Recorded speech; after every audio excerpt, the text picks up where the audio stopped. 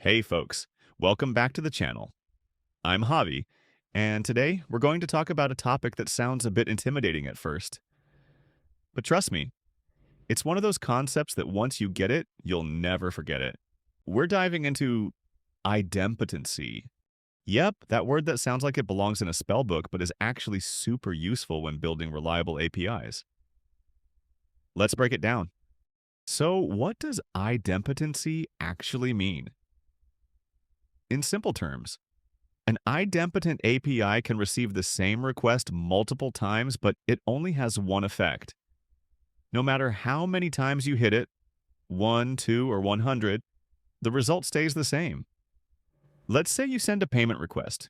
If your app times out or the network glitches and the client retries that same request, you don't want the user to be charged twice, right?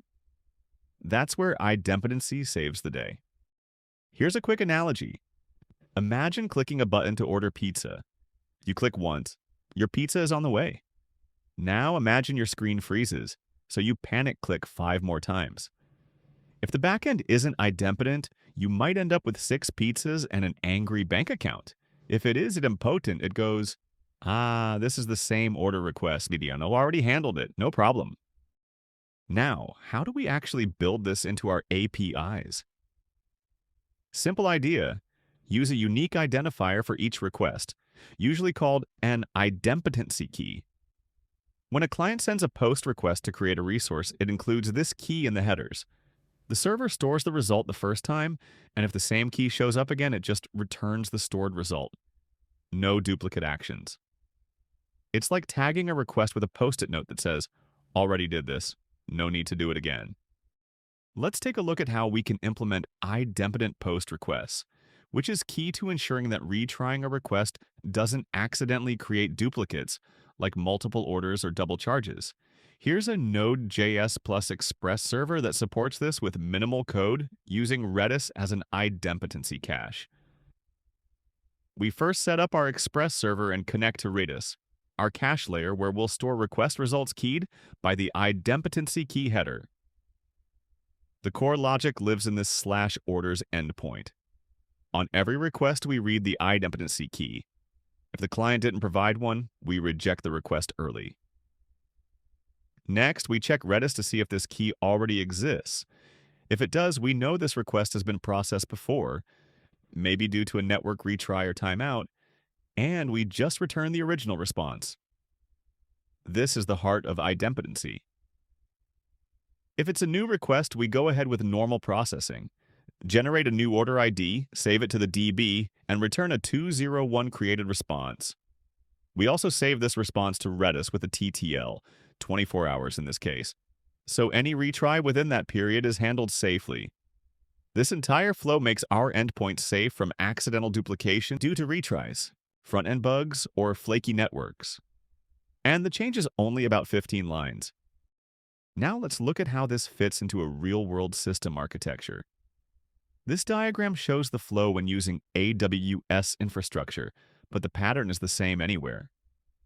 The client initiates a request to the API gateway, including a unique idempotency key in the header. The API gateway forwards this request to our backend service, running in an EC2 instance or container.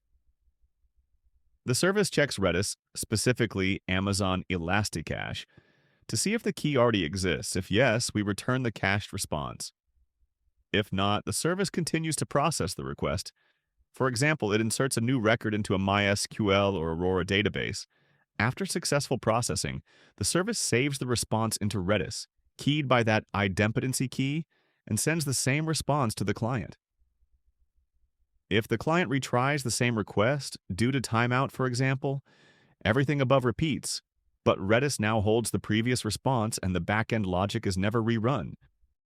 This concept is especially important in payment APIs, account creation, resource provisioning, basically anywhere the action is sensitive and you really don't want it repeated accidentally.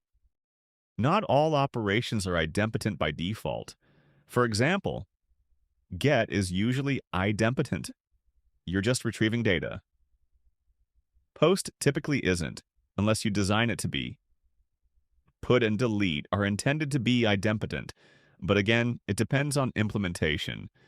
So don't assume you've got to build it intentionally. Why should you care about idempotency?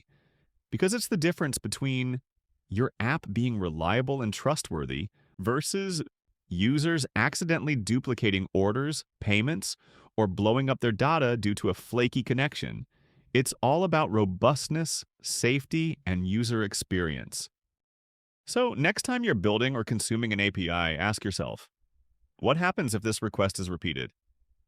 If the answer is chaos, you probably need to make it idempotent. That's it for today's quick dive into API idempotency. If you found this helpful, don't forget to like, subscribe, and drop a comment with your biggest API oops moment. See you in the next one.